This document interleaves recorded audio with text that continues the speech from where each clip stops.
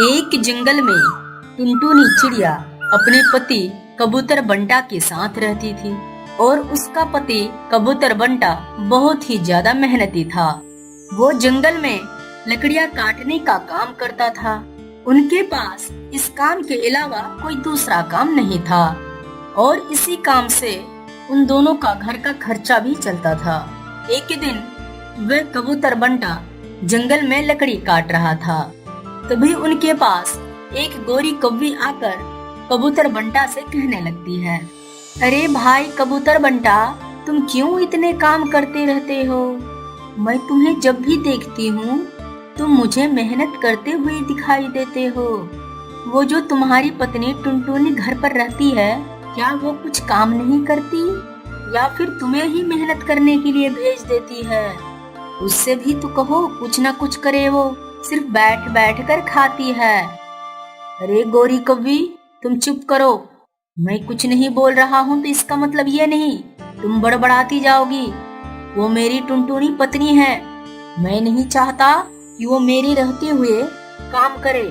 मेरे रहते हुए वो काम नहीं कर सकती। तुम्हारे पास तो कोई काम है नहीं, बस तुम दूसरों के घर में आग लगाने की काम करती हो। चली जाओ गोरी कौवी यहाँ से।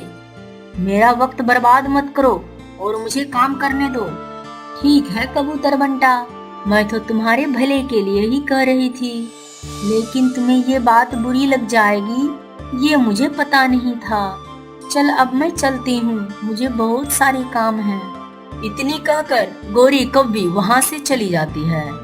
अगले दिन सुबह कबूतर बंटा लकड़ी काटने जंगल पहुँच जाते हैं और वे कुछ सोचने लगते हैं। अरे यार, कह तो गोरी कौवी ठीक ही रही थी।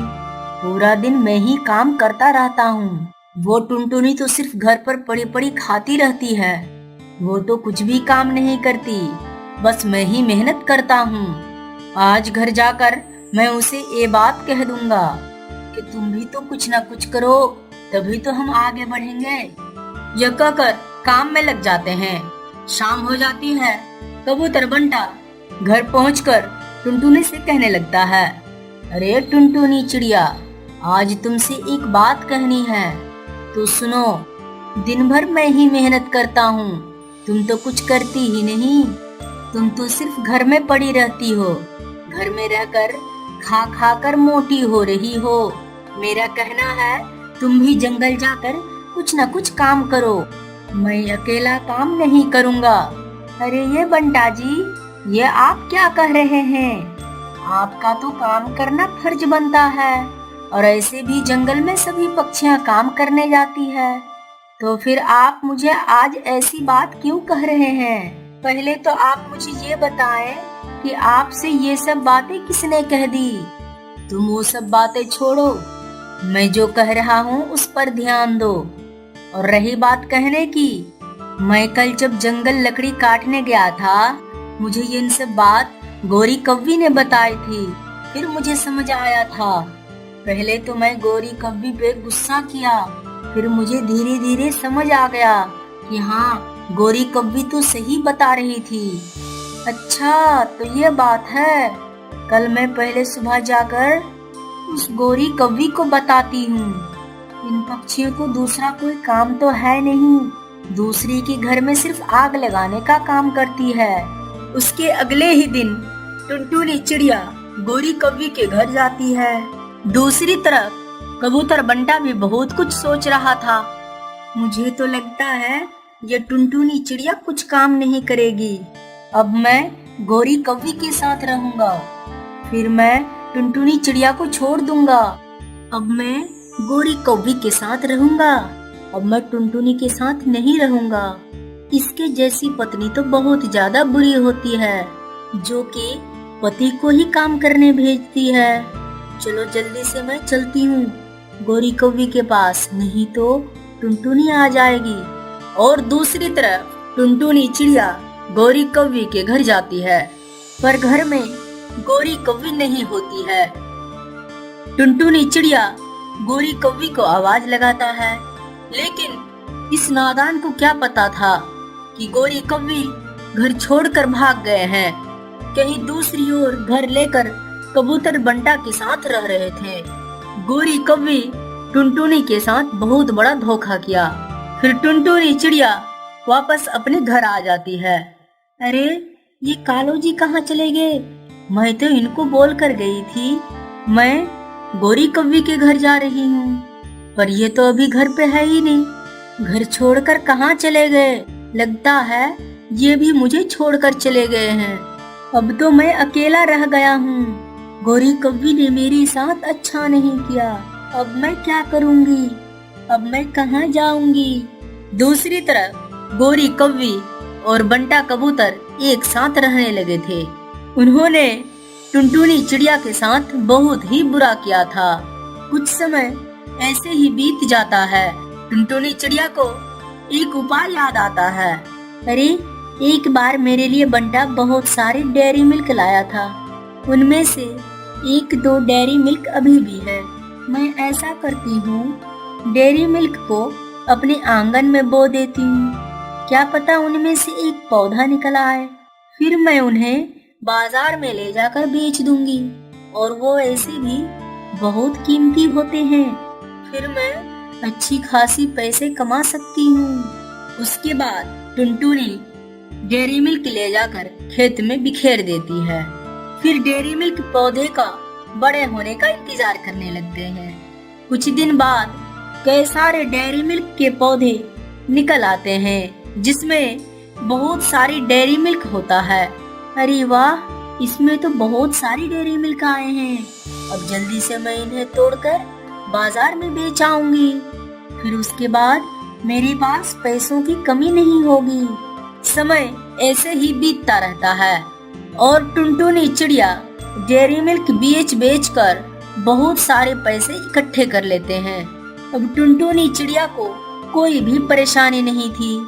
डेयरी मिल्क बेचकर टुनटुनी बहुत ही ज्यादा खुश लगने रही थी। अब उन्हें कबूतर बंटा का कोई भी फिक्र नहीं था। दोस्तों, यह कहानी आपको कैसा लगा? सब्सक्राइब करके कमेंट में जरूर लिखें। जंगल में बहुत तेज बारिश हो रही थी। अनाज जमा करने के लिए सभी पक्षी अपने अपने घोंसले से निकल पड़ते हैं। इसकी वजह से सारे पक्षियों के बच्चे घर में अकेले हो जाते हैं, जिसका फायदा शिकारी पक्षी उठाता है। वो रोज किसी न किसी के बच्चे को मार डालता है। भैया, मम्मी पापा कहाँ हैं? वो रोज कहाँ जाते हैं? टूना उन तीनों भाइयों में से सबसे बड़ा और सबसे समझदार था, जो माता पिता की गैर हाजिरी में अपने भाइयों का ख्याल रखता था। छोटे हमारे मम्मी पापा हमारे लिए दाना पानी लेने गए हुए हैं। हम अभी छोटे हैं ना, इसीलिए हम उड़ भी नहीं सकते। इसीलिए गांव के सभी पक्षियां शहर से अपने अपने बच्चों के लिए दाना पानी लेने गई हैं। जब मैं बड़ा हो जाऊंगा तो मैं भी मम्मी पापा के साथ जाकर दाना पानी लाऊंगा। अरे भैया, पहले बड़े तो हो जाओ और मम्मी पापा ने जो हमारे लिए भोजन दिया है उसे खाकर उड़ने का प्रयास करो। इधर कालू कौआ और उसकी पत्नी लूसी जंगल के बाहर आ चुके थे और थके हुए एक पेड़ की डाली पर बैठ जाते हैं। शायद आज हमें खाली हाथ ही घर जाना पड़ेगा। बारिश की वजह से हर जगह सिर्फ पानी ही पानी है। हाँ, वो तो सही है, लेकिन हम ऐसे ही खाली हाथ घर नहीं जा सकते। बच्चे हमारा राह देख रहे होंगे। हमारे बच्चे बड़े हो रहे हैं और उसके साथ ही उनका भूख भी बढ़ रहा है। आप एक काम करो, आज जितना भी भोजन जमा हुआ है वो आप मुझे दे दो और आप थोड़ा आगे जाकर और आप पानी की तलाश में थोड़ा आगे जाओ। हाँ लूसी, तुम सही कह रही हो। मैं आगे जाकर देखता हूँ। जंगल के पास में जो खंडर है उसके अंदर पानी जरूर होगा। मुझे वहाँ से पानी लाने में देर हो जाएगी। तुम जल्द से जल्द बच्चों के पास चले जाओ। लूसी जैसे ही जंगल की तरफ चलती है, मौसम में बदलाव के कारण बहुत तेज बारिश होने लगती है।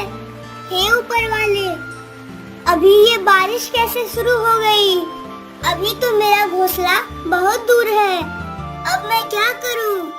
मुझे जल्दी से घर जाना होगा। तभी नीचे से टूनी चिड़िया लूसी को आवाज देती है। लूसी, ओ लूसी, सुनो तो, मेरी मदद करो। लूसी जल्दी में थी, लेकिन उसे कोई कभी भी मदद के लिए पुकारता, वो किसी को मना नहीं करती थी। लूसी टूनी चिड़िया के पास आ जाती है और कहती है, क्या हुआ टूनी बहन, आप इतनी बारिश में भीग क्यों रहे हो? अरे लूसी, अभी तक मेरा घोंसला बना ही नहीं है और ये अचानक बारिश शुरू हो गई। बारिश का सारा पानी मेरे घोंसले के अंदर आ गया है। तुम दरवाजा बनाने में थोड़ी मेरी मदद करो, नहीं तो मेरा पूरा घोंसला पानी में डूब जाएगा। लूसी और टूनी चिड़िया मिलकर घोंसले का दरवाजा बना लेती हैं, जिस वजह से टूनी के घोंसले में पानी आना बंद हो जाता है। शुक्रिया लूसी बहन, मैंने बहुत सारे पक्षियों को आवाज लगाई, लेकिन कोई नहीं आया। सिर्फ आप ही हो जिसने मेरी मदद की। आपका बहुत बहुत धन्यवाद। मेरे वजह से तुम्हारा खाना भी भीग गया, पर कोई बात नहीं। ये लो, मैंने तुम्हारे लिए खाना इस टिफिन में पैक किया है। घर जाकर अपने पति और अपने बच्चों के साथ अच्छे से खाना। इधर बच्चे भी बहुत देर से मम्मी पापा का इंतजार कर रहे थे। बारिश के कारण पहले ही सारे पशु पक्षी अपने घर पर पहुंच चुके थे। रास्ते में ना रुकते हुए लूसी अपने घर की तरफ निकल पड़ी थी। तभी अचानक कालू कौवा लूसी को आवाज लगाता है, लूसी, ओ लूसी, जरा इधर तो आओ। लूसी को पहले से ही बहुत देर हो चुकी थी, लेकिन उसने कालू कौवा को मना नहीं किया और वो उसके पास पहुंच गई। क्या हुआ कालू भैया, जल्दी बताइए। मेरे बच्चे घर पर अकेले हैं और आपको तो पता ही है, जंगल में शिकारी पक्षी घूम रहे हैं। डेली किसी न किसी के बच्चे को मार डालते हैं। अगर मैं समय पर नहीं गई तो मेरे बच्चों के जान को खतरा हो जाएगा। ठीक है लूसी, तुम चली जाओ, मैं किसी और से मदद मांगता हूँ। कालू भैया, क्या हुआ? आपने तो मुझे बताया ही नहीं कि आपने मुझे क्यों बुलाया था। क्या आप किसी परेशानी में हो? क्या बताओ लूसी, मुनमुन को तो पिछले 2 दिन से बहुत तेज बुखार है और डॉक्टर काका भी गांव से बाहर गए हैं। मैं उन्हीं के आने का इंतजार कर रहा हूँ, लेकिन पिछले कुछ देर से मुनमुन का बुखार बहुत तेज हो गया है। इसलिए मैं हमारे गांव के पीछे में रहने वाले डॉक्टर तोता को बुलाने जा रहा था।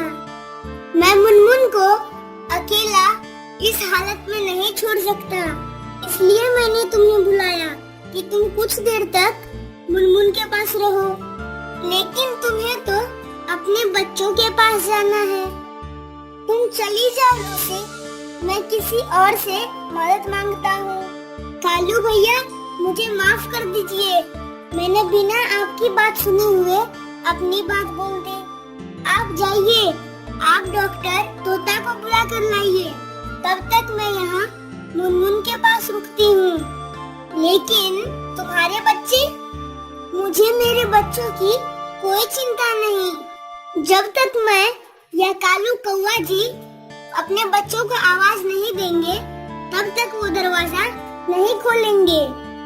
ये मैंने उनको अच्छी तरह से सिखाया है।